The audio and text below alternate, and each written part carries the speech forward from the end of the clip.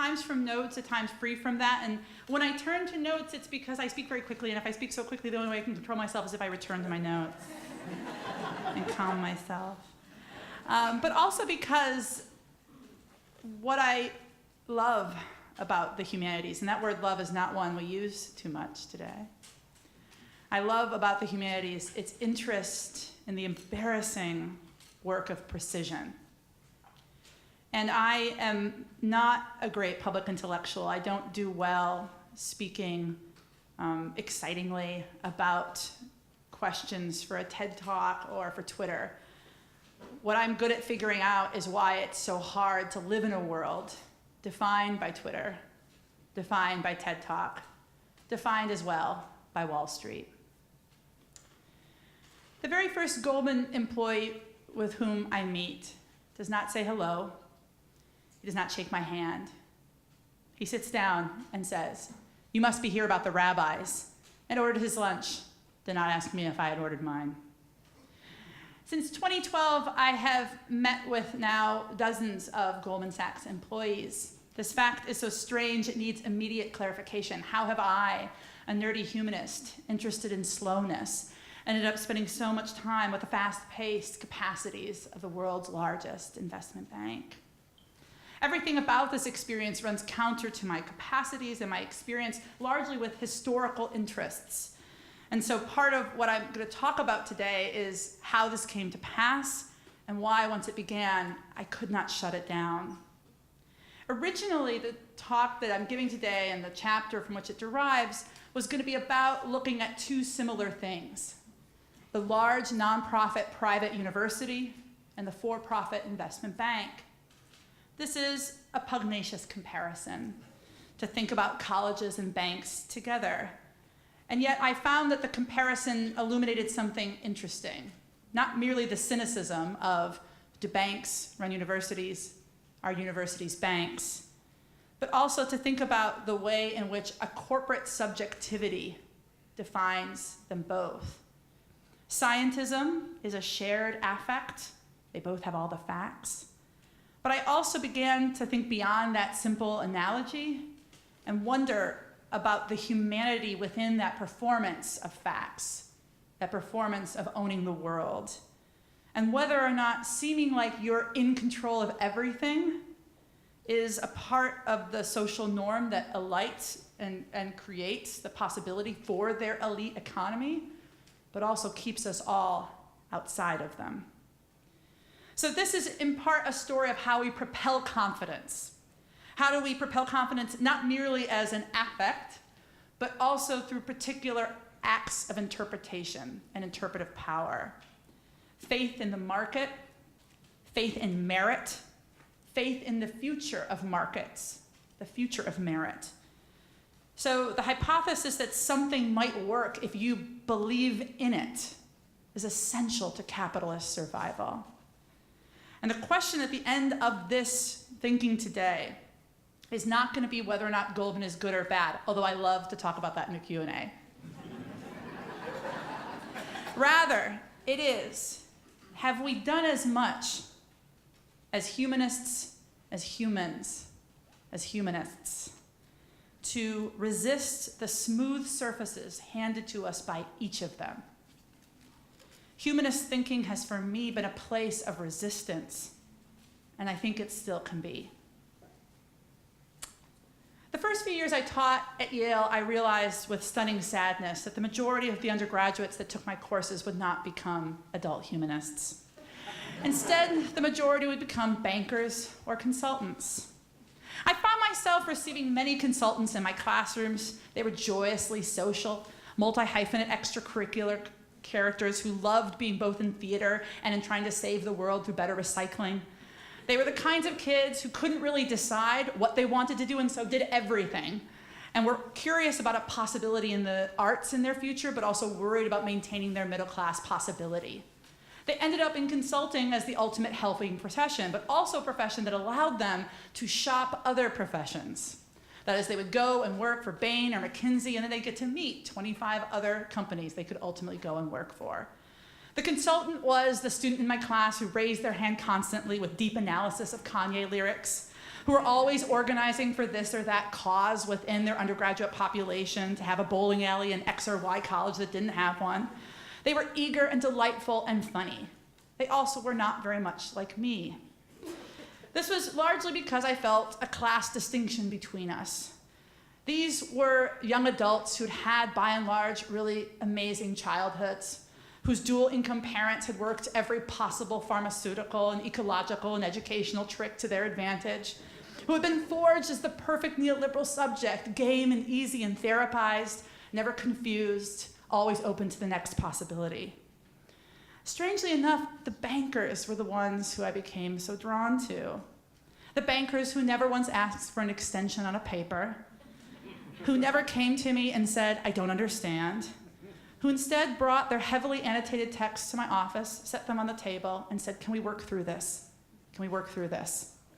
Their intensity, their quietude, but also their confusion about the humanities in general. One young student who I'd worked with for some time in a class who began by receiving a C- on an early assignment, which is not unlike a violent wound to a Yale College undergraduate, but by the end of the course it had earned a solid A- that still was a disappointment to her, came to my class after the semester was over, came to my office hours, and asked to meet with me to talk about whether or not it made sense for her to take another class with me. What could she gain from it?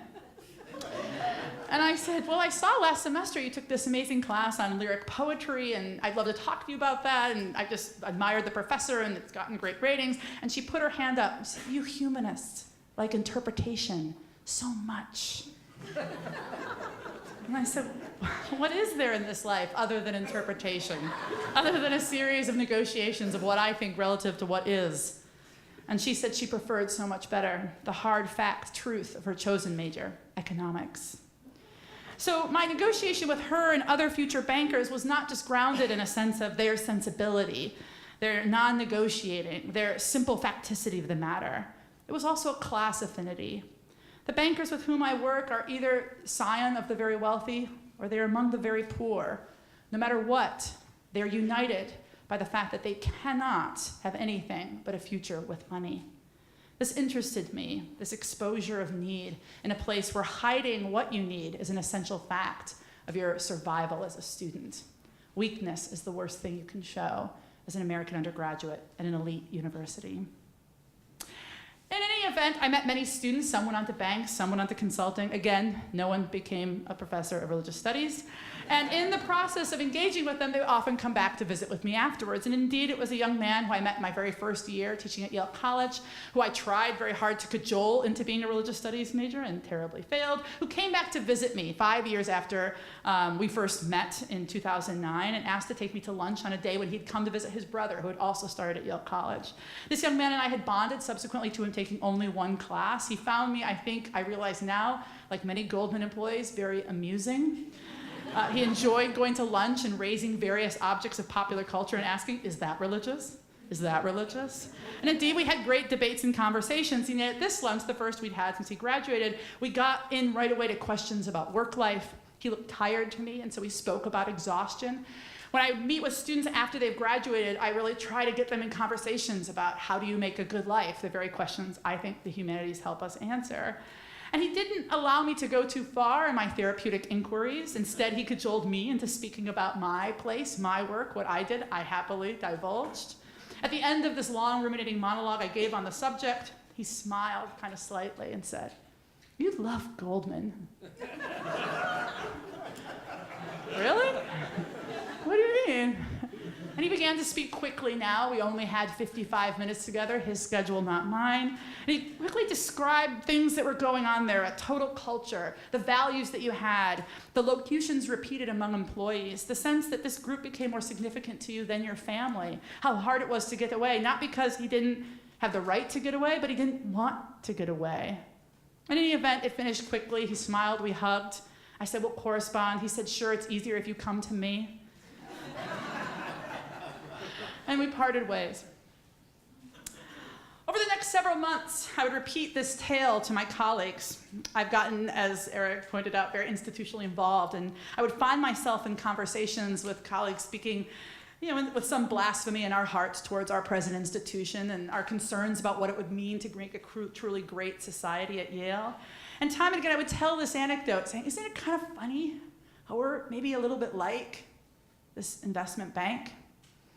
And because of the place where I work, that wasn't met merely with narrowed eyes and disgust, but, oh, are you interested in that? And immediately they would name a friend or a colleague or a student or a donor who worked at Goldman. If you're interested in that, you should go meet with. It was a strange situation. I was really just speaking to commiserate, and yet I was finding instantaneously a network. And very quickly, I thought, I'll say yes.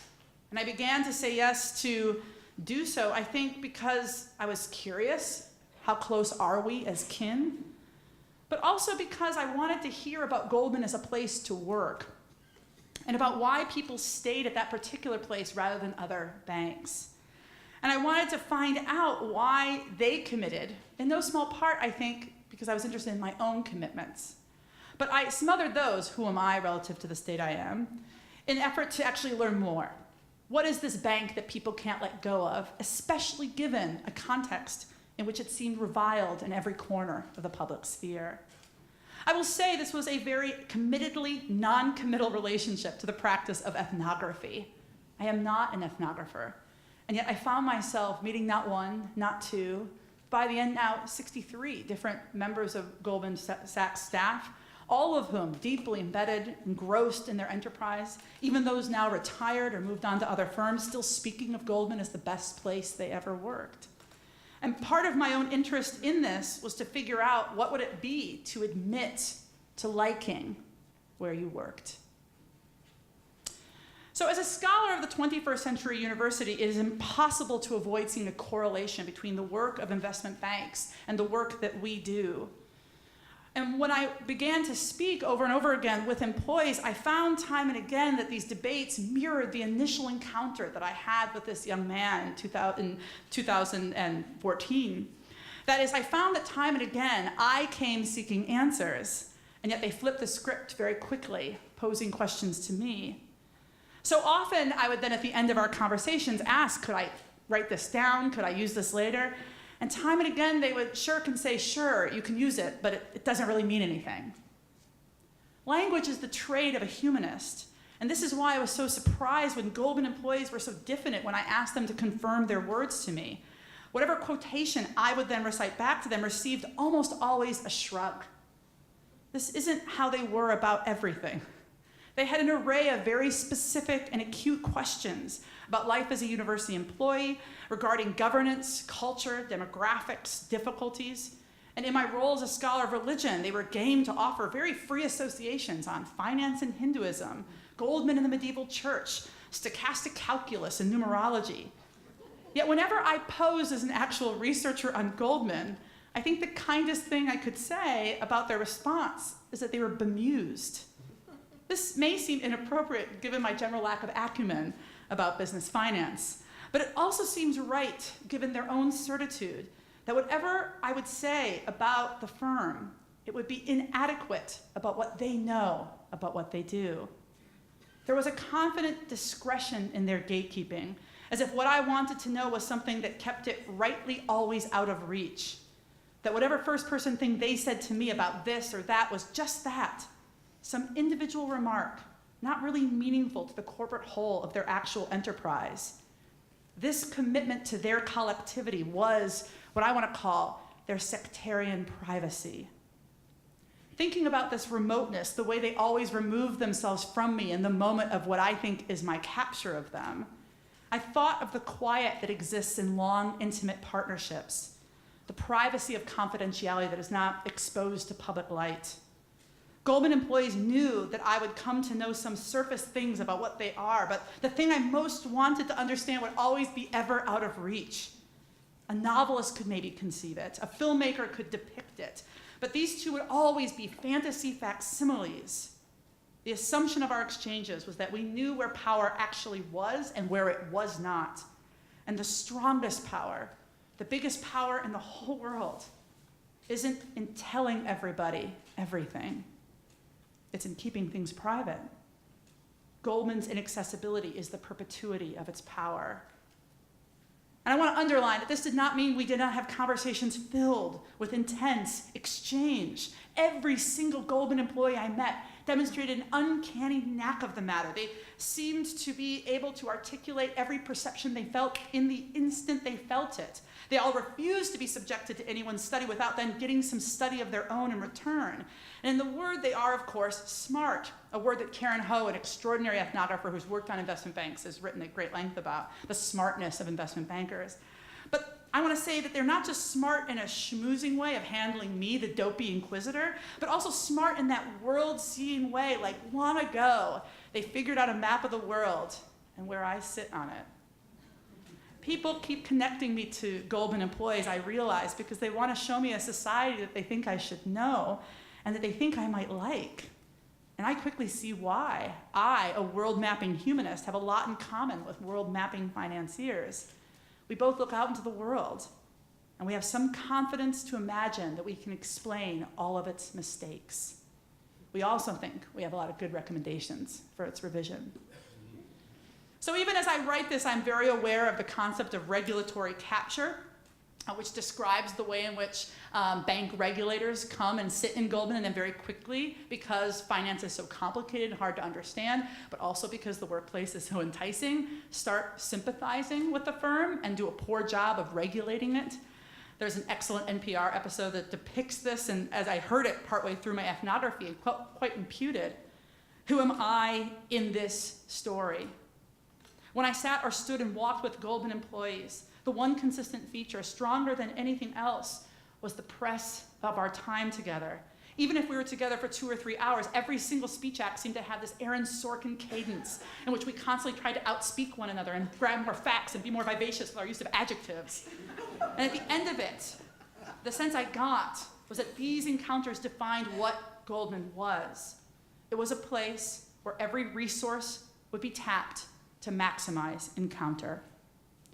And like many organizations, educational, religious, otherwise, Goldman believes with a simple supposition that if you want to rule, you have to know everything about the thing you're seeking to rule. And like many sectarian orders, organizations, and corporations, it imagines that once you understand this, and you see them as the carriers of that information, you would choose it above all others. Whether you're engaging a priest at a Hindu temple or an agent at a Scientology center, you're going to find that whatever we define religion as, it's not something that only knows about one thing. There's no religion on earth that only talks about the foot. Religions are defined by their attempt, too, to organize all of human activity into their descriptions, that the religion can provide an answer for who you are. So, I began to sketch out a story of Goldman Sachs that looked not only like the university I occupied, but this word religion that I was supposed to be a student of, examining out there, far away from me. Goldman Sachs is founded in 1869 by a single man, Marcus Goldman, hung up a shingle, ended up buying promissory notes, selling them at the end of the day at a cheaper rate. Very quickly, it expanded its holdings as an originally family enterprise and through family marriages. It is now a publicly owned entity regulated by the Federal Reserve. It covers about 2,750 companies and over 50 national economies. It has been called the most profitable securities firm in Wall Street history. Understanding what it actually does is one of the key mysteries of studying Goldman Sachs. As the famed Michael Lewis has noted, the financial system has, of course, gotten so complex that regulators actually have to have it explained to them, those regulators who come in and then become captured. In her very celebratory history of Goldman Sachs, Lisa Enlich tries to describe the activities as very diversified and very legible, talking about how they trade coffee and lumber. But this makes it seem like what they do is based on material objects, and it's a very simple matter of trading things we can see, when of course its success is anything but. There are scholars whose knowledge of arcane materials is such that publishers actually have a really hard time finding a place to publish them because no one can actually review the text. If you write in a very obscure area of scholarship, who can actually figure out if you're right or wrong? So much of studying Goldman has that same quality. You begin with the basic humility that anything you know, members of the firm have already been in the hexagonal rooms much longer than you will be. So that sense that what they have is a control of facts you can barely get access to. You're reading the Wall Street Journal. One of them laughed at me as I began to describe my preparation for our meeting. So to call Goldman an information manager is to understate the case dramatically. Everyone associated with the firm speaks as facts as the primal coin of the realm. Employees are early on tested, that is, junior analysts who come and work for summer internships are tested by their mastery and capacity to memorize highly complicated breakfast orders that then are not taken up by the employees when they bring them in. The point is merely to see, can you get the right breakfast order on 15 different people? So the mastery of facts is the early rehearsal of your competency. And what I want to flag is the question of facts becomes, of course, also our scrutiny of Goldman. There is no fact more under greater circulation and concern as what did Goldman know and when in 2007, 2008. Supporters of Goldman Sachs during the financial crisis, which is not a small number of people, argued that buyers shouldn't care about their particular position during the financial crisis. So what? Goldman just had better information than Bear Stearns or Lehman Brothers, and it made good on that information for its clients. Other banks, those that faltered and failed, were responsible for doing their own analysis of the underlying securities. As Dan Sparks, the former head of the Goldman Mortgage Desk, would say in front of the Senate Permanent Subcommittee, the deal is the deal. That many buyers didn't do the analysis is not Goldman's responsibility. This is again Dan. It wasn't Goldman's job to protect clients from their own mistakes. Goldman's job is to protect Goldman's interests. Now, I want to be clear, Goldman doesn't do that with the narcissism that immediately your mind goes to. In fact, it says constantly, it looks after its facts for all of our benefit. If we all watch our interests with discipline, reason, and a commitment to facts, a right outcome will occur. And for Goldman, there is no concept of capitalism that is distinguishable from society. No concept of society distinguishable from the community of people established by coordinated interactions with society. Lloyd Blankfein, the Goldman CEO, explained this as a contribution to the common good. He said, "We help companies to grow by helping them to raise capital. Companies that grow create wealth. This, in turn, allows people to have jobs that create more growth and more wealth." His voice. It's a virtuous cycle. We have a social purpose. And I want to hold in temporary abeyance the reply you might have to such a claim, namely that it's inherently contradictory. Those who might be at home in its contradiction would observe that there can be no ethicist on Wall Street, since Wall Street is nothing but a steroidal locus of capitalism, which itself is an unethical frame of human existence.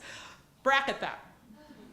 I don't want to join very quickly with that indictment, not because I'm not interested in it, but more importantly for right now. I'm interested in the way Goldman employees, with clear eyes and full hearts, absolutely dissent from it. They don't just have a different view of capitalism from that suggests it is unethical. They have a different view of their occupation of the world relative to a very robust concept of the Golden Rule. And I am transfixed by this discursive conflict between a sense that the system is elegantly occupied and that which says it is inherently corrupt. So this divergence has been a long-standing subject of the study of religion. A figure very significant to our work named Emil Durkheim spoke at length about the relationship between the sacred and the profane. And what he observed was that religions are the mechanisms that maintain this distinction, not that decide ultimately which should win, but requires both to consistently exist and recreate its rituals of power. To be clear, Goldman's reputation in the general public suffered a great deal in 2008 and 2009. And several Goldman spokesmen during that time began to invoke very religious themes in their media appearances and their public events. This is, again, Brian Griffiths, who's the head of the international division, speaking in London at St. Paul's Cathedral in 2009. "The injunction of Jesus to love others as ourselves is an endorsement of self-interest," he preached. "We have to tolerate that inequality is a way of achieving greater prosperity and opportunity for all." In addition to describing his company as having a social purpose, Lloyd Blankfein would himself describe the work that he does as doing God's work. He would later say that was maybe meant as a joke, but then he would tell Vanity Fair's editors that what's good for Goldman Sachs is good for America. So Goldman's theological hyperbole about its good, its inherent good, it's good for you and me, occurred precisely in the moment of its greatest public evisceration. Perhaps the most dramatic assault came from a lengthy article in Rolling Stone by Matt Taibbi, which placed Goldman Sachs at the center of every market manipulation. And he climaxed with this. He called Goldman, this is his language, a great vampire squid wrapped around the face of humanity. Taibbi said that the bank is a huge, highly sophisticated engine for converting the useful, deployed wealth of society into the least useful, most wasteful, and insoluble substance on earth. This is his language, pure profit for rich individuals. So I'm here interested in Taibbi, and I raised Durkheim to say that Taibbi figures Goldman as outsized as Blankfein does. Blankfein thinks he's God, and Taibbi thinks Blankfein is the devil. But what I want to observe is that they both need each other as the other in order to maintain both their categorical differences and also their categorical purpose. Goldman's position as an institution continues not in spite of critiques by people like Taibbi, but through the underlying assumption of such indictments, namely that Goldman's power is so powerful that we need mammoth abstractions to try to convey it. God is the squid. The squid is God. During the financial crisis and after, there were many investigations conducted attempting to figure out what Goldman's role was. And Richard Posner, another Chicago figure, tried to explain time and again we shouldn't be looking at the investment banks. It's not their problem. The problem is regulation. That our challenge is that we need to have better regulation to manage and monitor bank behavior. Goldman agreed with this description. And in his testimony before Congress, Stephen Strongman, head of research at the firm, would report this, and I'm going to read from his voice. Some financial firms use the relatively favorable rules around securitization to reduce the capital held against poor quality loans. They also made their balance sheets appear healthier than they were by reporting that they were holding good public securities rather than high-risk loans underlying those securities. Okay, so here we're seeing Strongman emphasizing that whatever the banks did, they did because the rules let them do it. Okay? So they're very clear. Whatever we did, we had full legal right to do. Appearing healthy is a very tolerable falsification. Okay, I'm just going to read a little more from him and then we'll be done with the quote. The combination of these actions, this is stronger, taken by some financial firms left the system undercapitalized and brought the balance sheets of all financial firms into question, regardless of whether a specific firm had engaged in these questionable strategies. It is precisely this loss of faith in the balance sheets of all financial firms that moved this problem from an institution-specific crisis to a general one and caused all firms, healthy or not, to require government assistance. So my eye is obviously drawn to this language of it is precisely this loss of faith in the balance sheets of all financial firms.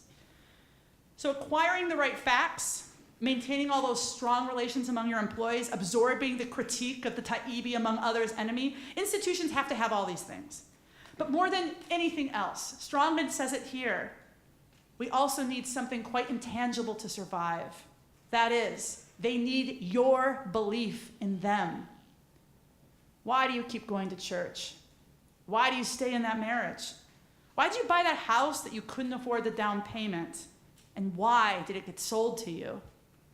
Faith creeps into the answers, clumsily, maybe embarrassingly, because maybe there is a good here, because I want to believe. In this moment in testimony, a Goldman Sachs employee says it so we can all hear. At some point, what an institution actually does ceases to matter. He suggests that institutions can't be institutions unless we are somehow, despite ourselves, believing in them. I began today with a moment of the first encounter I had with a Goldman employee. I'll conclude with that today. He begins with me, "You must be here about the rabbis," he says. And he arranges his BlackBerry in line with his napkin, as he does throughout the conversation, realigning the utensils. "Well," I say, we still haven't introduced each other. Well, not exactly. I know there's this intense culture at Goldman, and I guess I want to understand what that culture produces. What do you think is the thing Goldman makes? I'm such a great ethnographer in this moment. That's easy, he says, and he's jiggling under the table. We will apply the limits of the markets, and we organize its exchanges. For the whole economy, I laugh. Aren't you worried that makes you sound like God or Oz or Donald Trump? No, he says. And now he's pointing his finger in my direction, really serious, very proud. If you knew what the economy was really like, I think you'd be asking whether that makes me a mobster. That's why we were investigated, and that's why we get to keep going. Because the line between a mobster and a rabbi is entirely in how you understand the law. And we are, like the rabbis, really, really good at reading the law. I know I said I wouldn't quote you, but can I quote you on that? Sure, he says, shrugging. But be sure you mention that I think the Old Testament God was a mobster. And that's why I stopped going to synagogue long ago. Thank you very much.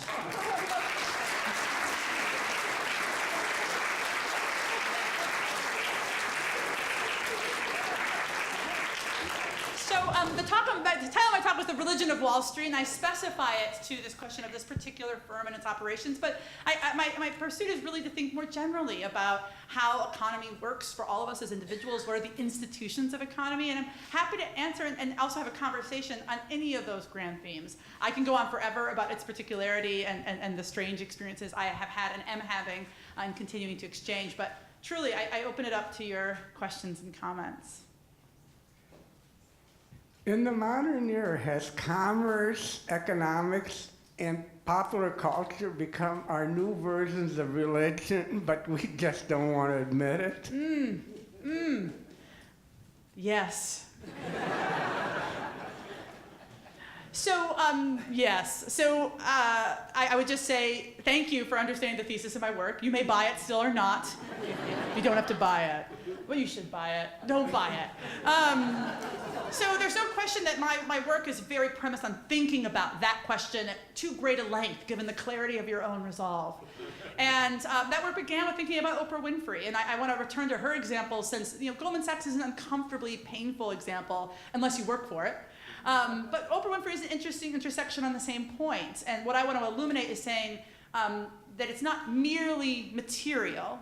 It's that materiality has always been the means of expressing spiritual questions. And that's where I enter a normative claim about what religion is.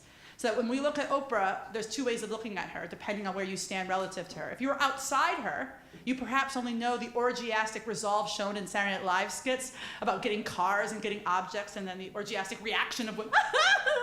So what I am interested in as a scholar is not merely mocking that orgiastic response, but instead thinking about why is that what is so needed?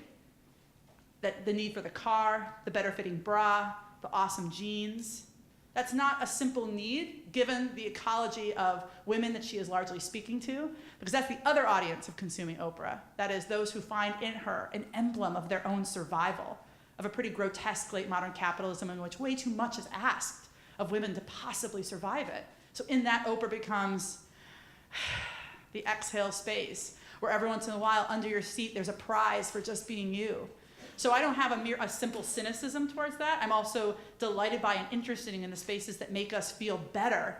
It's not coincidental that in our culture those are often consumer spaces, but one of the reasons I am reflecting in this piece about Goldman is I was interested in workplaces in general as places where we all put a lot of energy and time, and are we working in places we truly want to believe in? Or do we need to change them? Or do we need to leave them in order to be in places that we give our collective energy to? I think there was another question over here. Yeah. Hi. You said one of the strongest powers you could do is keep kind of information to yourself. I wonder, in the 63 people that you interviewed, did you ever try and turn things around, get a bunch of them in a group to talk and you just listen, or anything like that? That is such a great question. Thank you for it. And it's great because it shows you already are a better ethnographer than I was. That is, but it shows how prone I felt to the dynamic that was set. And in talking to my anthropological colleagues, I hear different answers to this question of how to resolve, how to resist the way they want to engage with you, and they being whatever your field site is. But there was no question, they did not want to meet collectively. They were enjoying this. Each conversation being its own source of information, its own possible secret information they were gaining from me about my institution, but also religious studies and the data they could maybe use in the analogies that I would propel and later find out they might use in a white paper to explain a point. So that sense that using me as a resource in a shared way was not interesting to anyone I spoke to. It was more developing a contact that was pleasantly, at its best, felt exclusive. But it also shows I didn't feel the capacity to say, can I get you all in a group? I felt so not empowered in that way. And I was really aware of shift empowered. One of the pleasures of being a tenured faculty is you think, I get to control my day. And all of a sudden with Goldman, I felt again like an undergraduate, like whenever you're available, I'm available. I'll show up wherever you need. That is, I felt so intrigued that I didn't want to ask too much. And that reminded me of also dangerous power dynamics. And when do we feel we have the right to speak back and say, I think I want to organize this differently. I did not feel I had that capacity. It's notable now that the work's come out, it's changed a little bit, and there have been opportunities to have more collective conversation. I think partially because they realized that my interest was not in being like the federal investigator proving their malfeasance, but instead illuminating their example to think about why, as Eric Dobkin, the great founder of the IPO, said to me, we're proud that culture is our religion. Why aren't you? And so they're interested in becoming a model in that way. That's led to different possibilities. But no, that would have been a great ethnographic strategy, and I didn't do it. I think someone down here had a question. I just was wondering if you talked to women, employees of color, and if there were any differences you found. That is also a great question. Yes, I did not. I did meet with, but such a small demography that it's worth noting, not unlike the institution I occupy, that the statistics are so poor that to note them is a sign of the embarrassment of the circumstance we're in. That said, I currently have 2 doctoral students at Yale who are both engaging because they both worked at 2 different banks, one Goldman, another bank, and will be going back in, and they're both students of color who are interested precisely at looking at what are the forms of networks of exchange and the self-explanations of toleration that lead to people to embrace, because there's no question every Goldman Sachs employee I met wanted to partially mock me in the wake of what had been at Yale a series of somewhat embarrassing uprisings to the Huffington Post world, not as a member of the faculty. I can speak very proudly about what happened, but to them there was a sort of failure of PR control by Yale that we allowed such a public act of critique of our state. And so what they wanted to say, we have a meritocracy, look at all, and they would pull up their chart, show where the women and the people of color were in the chart, and how much better they had handled this intractable problem of diversity. And it's notable, that's one of the many instances where I held my tongue and didn't say, let me talk to you about your self-deception. Anyway, instead, I focused more on that. So interesting, tell me why you think this is a competitive economy in which other, and they'd say, that's not actually a question, let's move on. So it's just to say, it's the right question, and it's the question of the next era of scholarship. Again, I want to make a plug, consumer plug, but also your local library, for Karen Ho's Liquidated, an excellent ethnography, worked inside a bank and thought a lot about why meritocratic culture attracts certain kinds of scholars of color, students of color, and women, and what keeps them in it. And she poses also why it's such an impossible economy to survive. It's just a beautiful ethnography. Do you find the same kind of situation at your university when you just sit down with somebody at lunch or before a department meeting or something like that? Do you find that same belief? Thank you. That question is why I did this project. I did this project because, as I described the opening, but not in detail, I was sitting in a lot of conversations with colleagues, people who the word privilege has to be attached to. Tenured, upper middle class, fortunate in every way imaginable, and yet complaining for hours about their lives. And I also, one of the chapters in the book deals with the Kardashian family, so I always deal in hashtags, and if you're not a hashtag, but Kris Jenner has this hashtag, too stressed to be blessed, too blessed to be stressed, too blessed to be stressed. And I would often say that to my colleagues, and what are you talking about? I'm not blessed. And then, would keep going in their litany of unhappiness. And when I say that unhappiness has truth to it, and the scholars in the room, I could commiserate for what makes our institutions difficult in this historic moment. But also anyone who has a job knows that complaining about a job is partially how you survive a job. But given the enormous privilege of being humanists in this moment, I wanted to think about what it would take to arouse their excitement again about getting to have this opportunity, to think institutionally, to think in a context where the faculty have a lot of advantages in being able to govern their own institution, which is not true at a lot of institutions.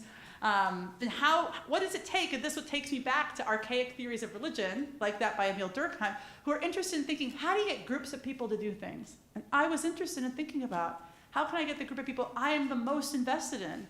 Humanists who study really obscure things in books nobody wants to buy. That's my demographic. And I want those people to care again about that work, not merely as an embarrassment or as a kind of, these kids today, but yes, these kids today are doing the work that we want them to do. And we need to join them, and we also need to be stronger about what we're doing relative to this late modern capitalist moment. So I partially went to Goldman to arouse my own colleagues to say, we're looking out like the bank these days. Who else could we be? There are professional service firms around the world that would give anything to emulate Goldman's culture, or at least to develop a culture, whatever it is. Yeah. From your interviews, did you get any insight into what allowed them to develop the culture that they've developed? Yes, so I'll recommend 2 books to anyone who is working for such a firm. One is by Charlie Ellis, it's called The Partnership. And Charlie Ellis, who by the way is a once upon member of the Yale Corporation, also did a lengthy ethnography and history of Goldman Sachs. Very, I would say, written with praise and admiration for the firm. So it's what I would call a hagiography. That is, it's very affirming of its history. That's a history of saints and nerd talk. So I'll say that book is a great one that depicts that. Lisa Endlich's book, also on the firm, her book on, both try to capture this question: what is the culture? And what those books focus on are 2 elements that I gained a slightly more cynical eye toward, but I see what their point is. One is a selection of employees who, as a part of their self-identity, are willing to give up their I and submit to a we. So that the most stunning ethnographic thing I realized was that this was not the Wolf of Wall Street. This wasn't, Michael Douglas in the back of a limo shaking a bottle of champagne. These were nerds. These are people who, they might have a home in France, but the plainclothes way in which they perform their identity became essential to the discernment process in the firm of who was going to survive. That is, the vainglorious person seeking to create a deal that they brokered would not be retained. They were proud that, like Michael Millikan, they kicked out. They were proud of these histories of the grandstanding moneymakers is not their brand. So that willingness to turn your eye to a we and become subject to the institution.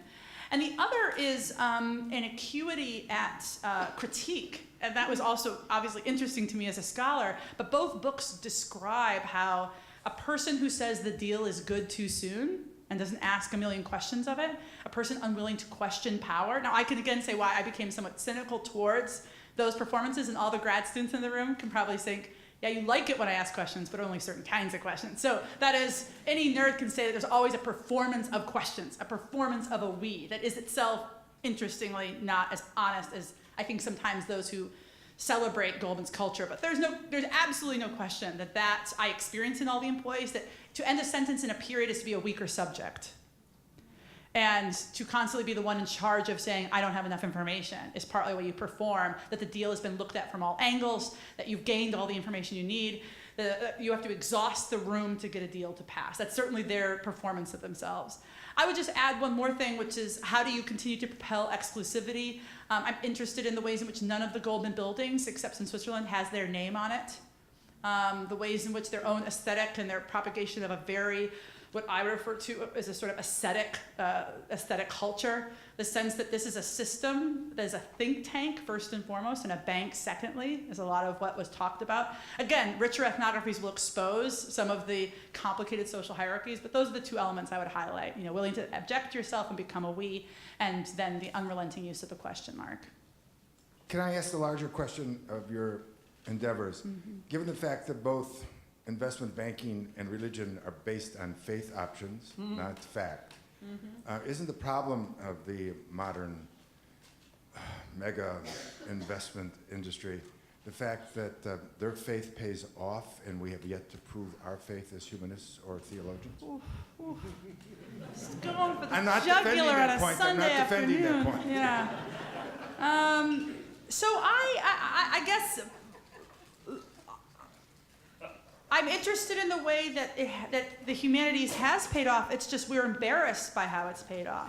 When I read Twitter and or I read comment fields in Facebook, I don't think the world's lacking humanists who are obsessed with close reading and correcting everyone's wrong use of a word.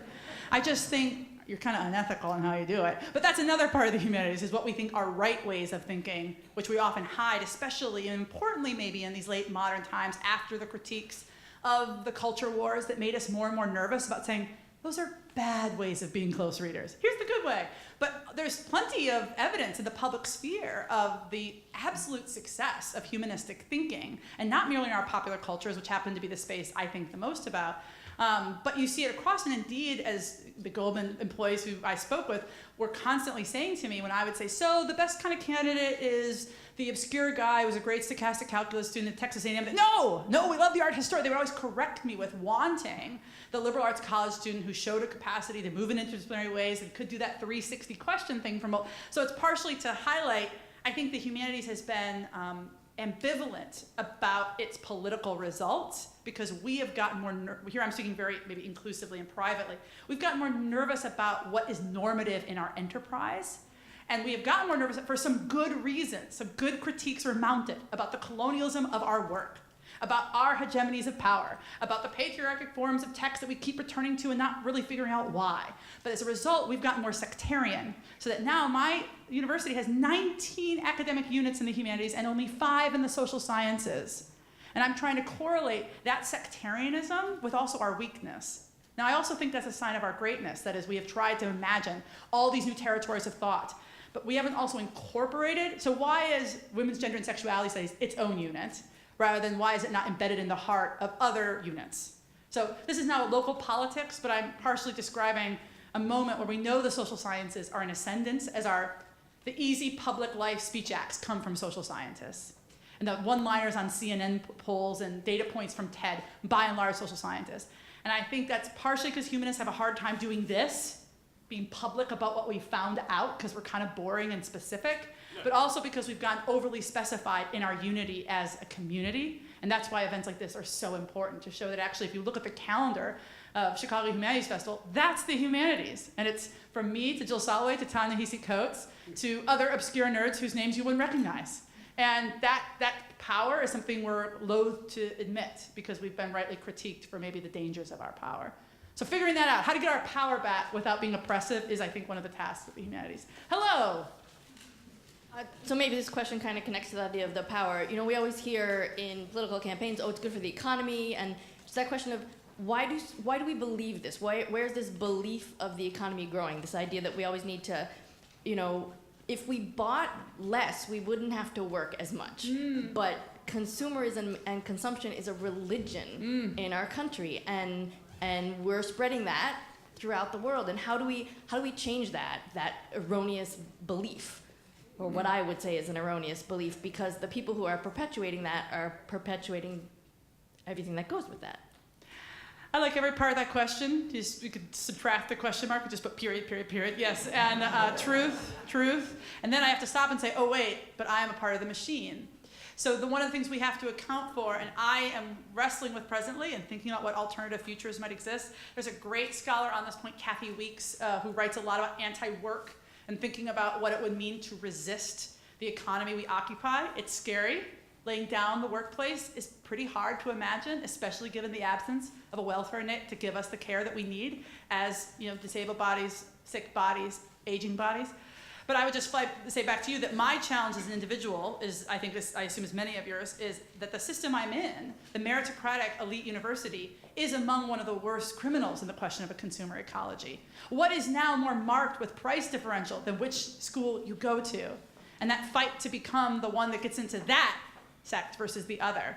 So I have to figure out what it would mean to either reprogram the state I am in to diminish the inordinate sense of competitive consumer ecology that it occupies, or to leave it. Because there's no question it is a key part of this problem, that whatever we think about our own survival as late modern actors, all of our children believe it is tied to their futurity as marked by getting a brand on their diploma. And so how do I break that down? How do I turn that tide back? Or do I simply say I have to occupy some other territory? There's another form of university to start. That is the present work. But I want to flag that what I like about the metaphor of consumption is that it contains within it both that what we absolutely need. You're not here in this room alive without consuming oxygen, space. And it's also the thing that condemns us, that as we take on too much, we'll choke on it.